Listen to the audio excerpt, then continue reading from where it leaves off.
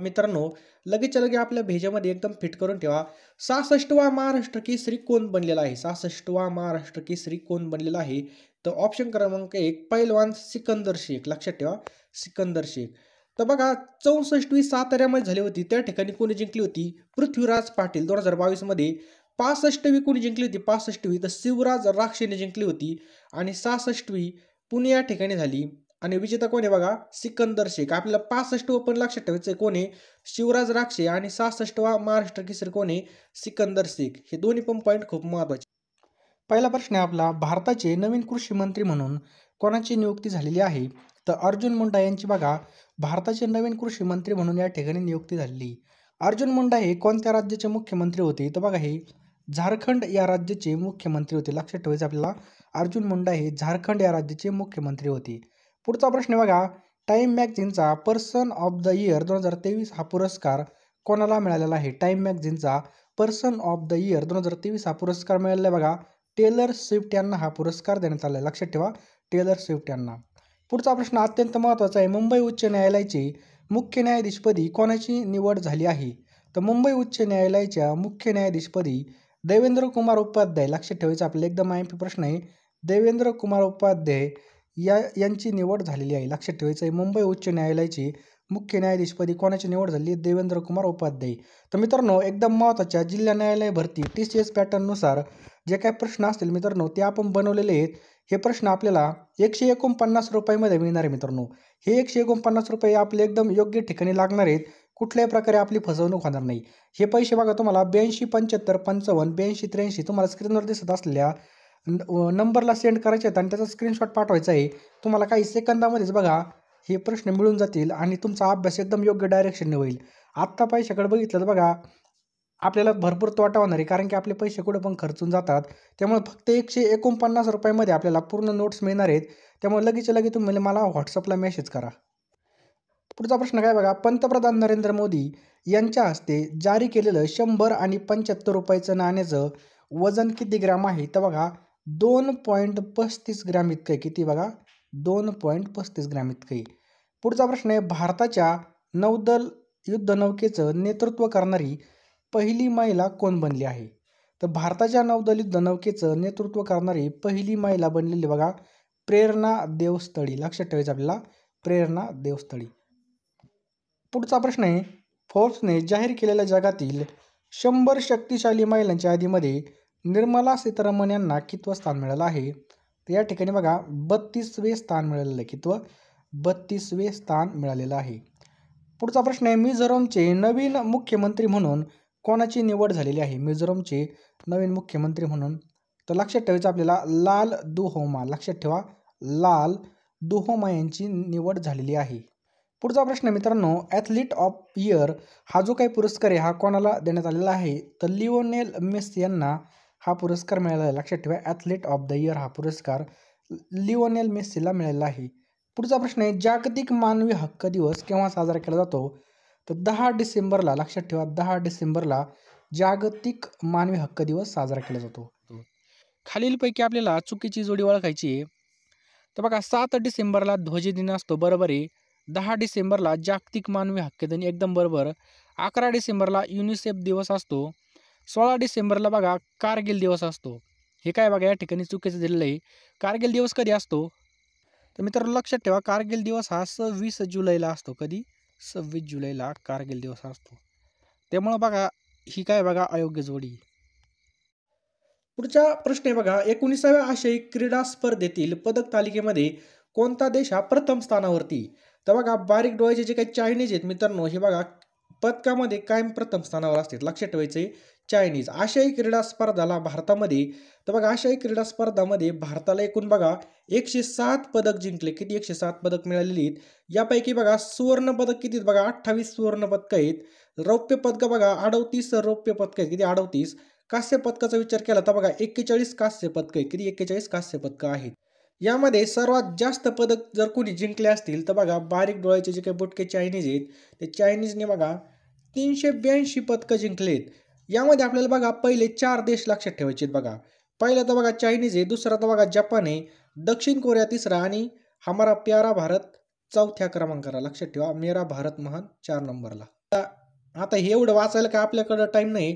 तुम्ही काय करा, वहीमध्ये लिहून घ्या किंवा स्क्रीनशॉट मारून ठेवा. नाही तर आपलं टेलिग्राम चॅनल जॉईन करा. बघा त्या ठिकाणी आपण याची PDF टाकलेलीची. तर ही कोणत्या ठिकाणी आयोजित केलं होतं एवढं लक्षात ठेवायचं. बघा चीनमध्ये हे आयोजित केलं होतं. यामध्ये जर विचारलं आपल्याला अधिकृत शुभंकर कोणता होता, तर हे सगळे बघा चेन, काँग, लियन हे काय होते बघा, याचा अधिकृत शुभंकर होता.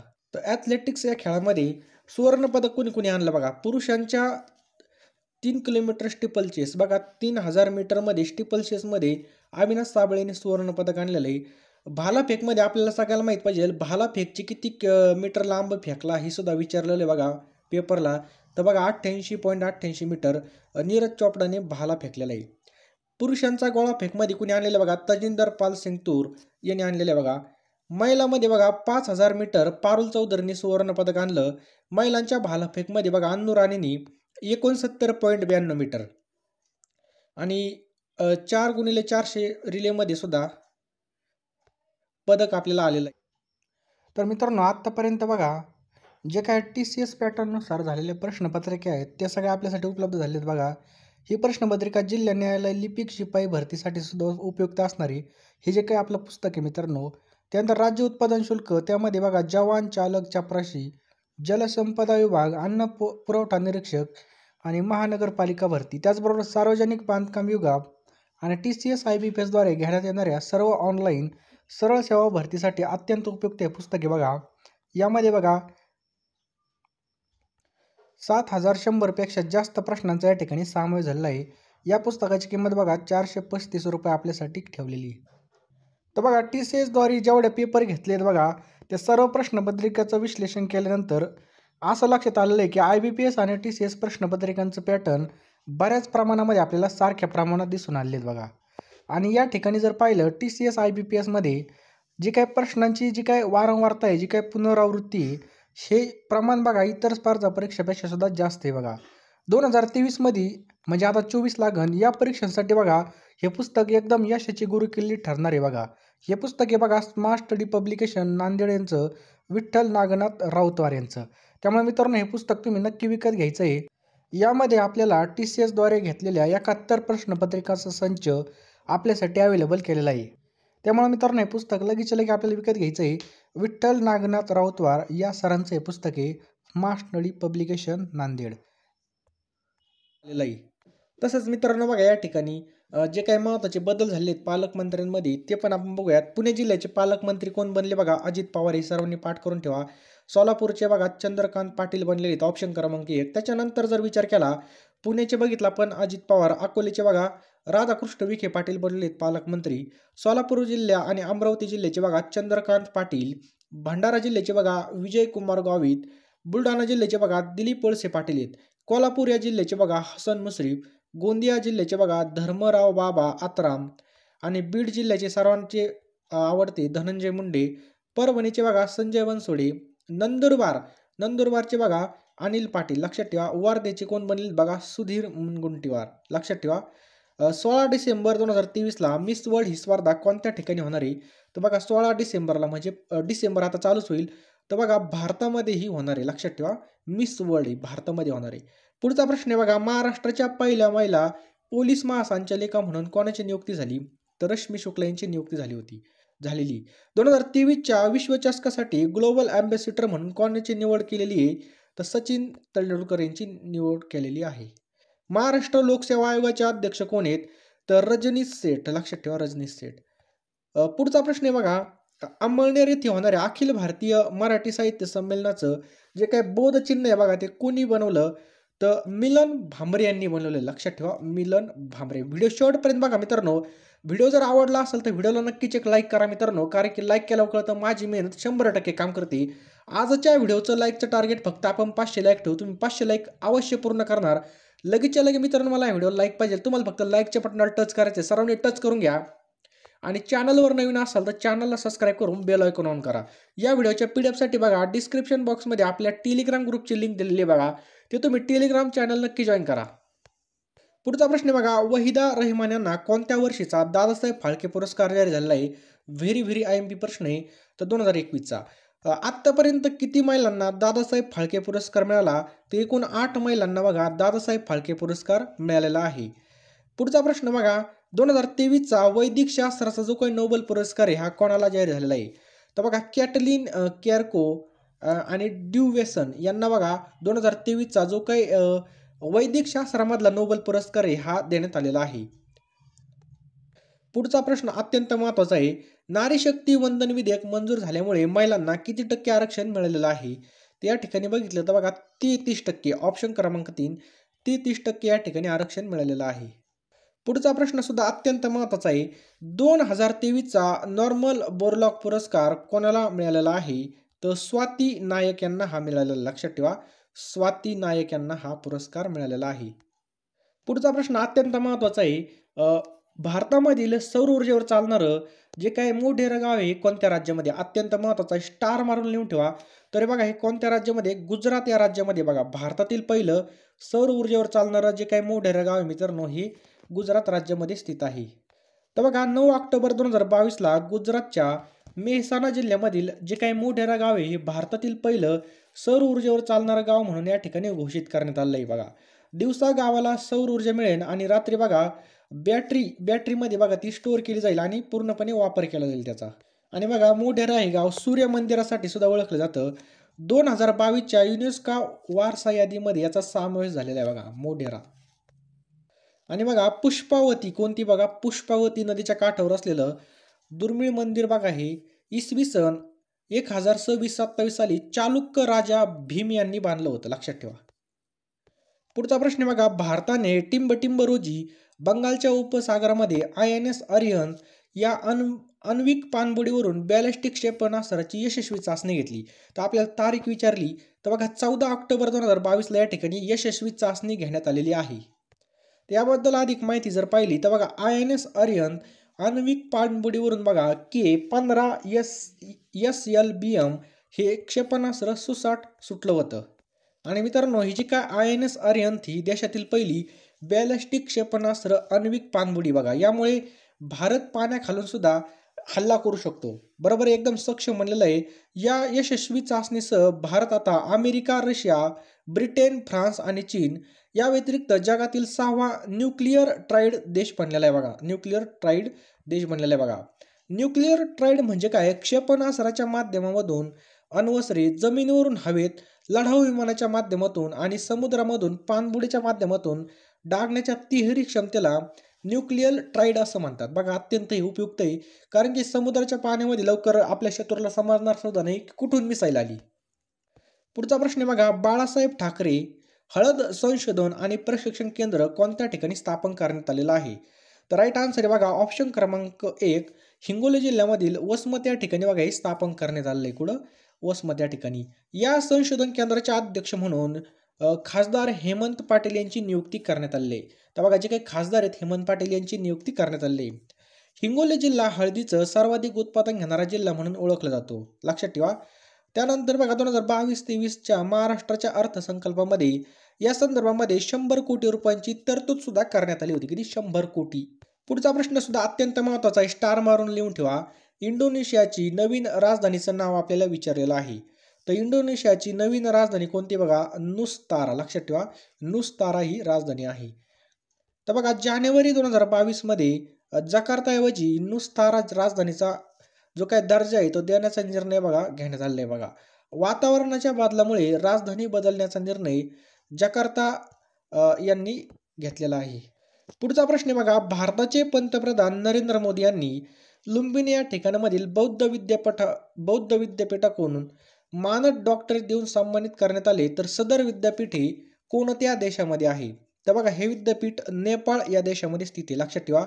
नरेंद्र मोदी यांना बघा लुंबिनी बौद्ध विद्यापीठाकडून मानद डॉक्टरेट ही पदवी देण्यात आली बघा. आणि हे कुठे बघा नेपाळ या देशामध्ये स्थित आहे.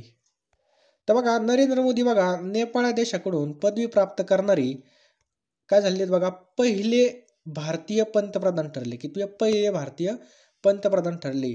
लुंबिनी बघा बौद्ध विद्यापीठाकडून मानद डॉक्टरेट मिळवणारे ते पहिले परदेशी नागरिक सुद्धा ठरलेले आहेत. कोण? आपले नरेंद्र मोदी. पुढचा प्रश्न बघा, इंडिया मोबाईल काँग्रेस 2022 हे कुठं पार पडलं? तर राईट आन्सर आहे बघा याचं ऑप्शन क्रमांक 4 दिल्ली या ठिकाणी बघा हे पार पडलं. कुठं? दिल्ली या ठिकाणी. तर बघा 1 ते 4 ऑक्टोबर 2022 रोजी इंडिया मोबाईल काँग्रेस नवी दिल्ली या ठिकाणी पार पडलेले बघा. ही 6व्या क्रमांकाची आवृत्ती होती. आशियातील सर्वात मोठा डिजिटल तंत्रज्ञान मंच या ठिकाणी झाला होता. लक्षात ठेवा. पुढचा प्रश्न आहे बघा. आणि याच व्यासपीठावरून नरेंद्र मोदी यांनी काय केलं होतं? 5G सेवेचा सुद्धा शुभारंभ केला होता किंवा लोकार्पण केलं होतं. पुढचा प्रश्न आहे द्रव्य महत्त्वाचं ठरतं. तो ऑप्शन क्रमांक डी फ्लोरिन हे खनिज द्रव्य बघा महत्त्वाचं ठरत असतं. पुढीलपैकी अन्न घटक B12 जीवनसत्वाचा प्रमुख स्रोत आहे. कोणता प्रमुख स्रोत आहे आपल्याला विचारले. तर या ठिकाणी बघितलं तर मासा. लक्षात ठेवा माशामध्ये व्हिटॅमिन B12 या ठिकाणी आपल्याला पाहायला मिळतं. पालकाच्या हिरव्या पानामध्ये पुढीलपैकी कोणता घटक हा आपल्याला पाहायला मिळतो? पालक भाजी. तर राईट आन्सर आहे बघा ऑप्शन क्रमांक सी लोह. लक्षात ठेवा लोहाचा घटक या ठिकाणी पाहायला मिळतो. जखमा लवकर बऱ्या करण्यासाठी जे काही कार्य ते कोणत्या जीवनसत्वाद्वारे होत असतं? तर राईट आन्सर आहे बघा याचं ऑप्शन क्रमांक बी के जीवनसत्व. लक्षात ठेवा जे काही जखम आहे बघा ती जखम भरण्यासाठी के जीवनसत्व आपल्याला फायद्याचं ठरत असतं. लसीकरणामुळे पुढीलपैकी कोणता विकार नियंत्रित करता येत नाही? आपण लस टोचून ते नियंत्रित करू शकत नाही. तर डायबेटीज. लक्षात ठेवा मधुमेह हा जो काही विकार आहे बघा हा नियंत्रित करता येत नाही. बाकी बघा देवीची लस असते, पोलिओचा डोस असतो, त्याच्यानंतर डांग्या खोकला हे सगळं का लसीकरणाने नियंत्रित करता येत असतं आपल्याला. पुढचा प्रश्न आहे कोणता पदार्थ हा चुंबकीय नाही? खूप महत्त्वाचे प्रश्न आहे मित्रांनो. तुम्ही जर आपल्या चॅनलवर नवीन असाल तर चॅनलला सबस्क्राईब करून बेल आयकॉन नक्की ऑन करा आणि हा व्हिडिओ कमीत कमी आपल्या 5 मित्रांना तरी शेअर करा. PDF साठी बघा आपलं टेलिग्राम चॅनल नक्की जॉईन करा. जागतिक स्तरावरती तांदूळ उत्पादनामध्ये भारताचा क्रमांक कितवा आहे? तर तांदूळ उत्पादनामध्ये भारताचा बघा या ठिकाणी दुसरा क्रमांक लागतो.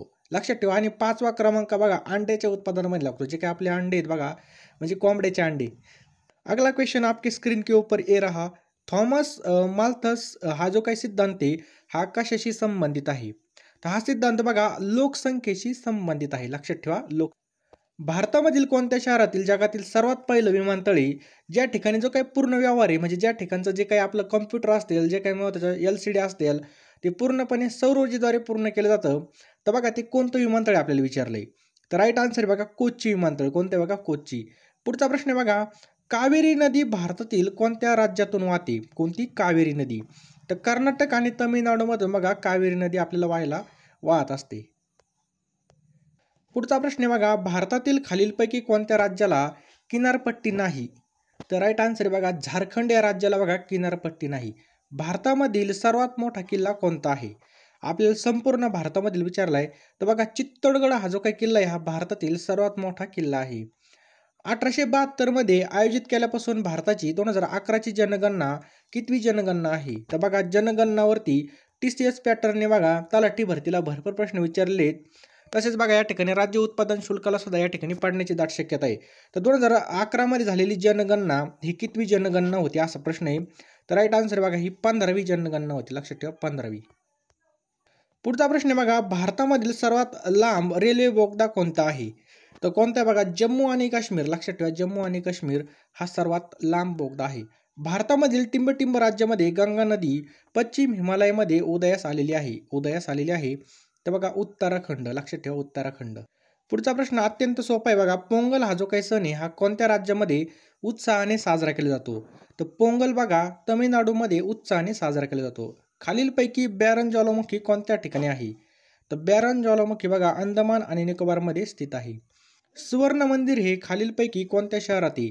तर सुवर्ण मंदिर बघा ऑप्शन क्रमांक बी अमृतसर. लक्षात ठेवा पंजाबमधील अमृतसर या ठिकाणी सुवर्ण मंदिर आहे. तर बघा जे काही महत्त्वाचे मंदिर असतील ते सुद्धा पाठ असणं खूप आपलं गरजेचं आहे. चेन्नई येथे टिंबटिंब हे भारतामधील सर्वात लांब पुळण आहे.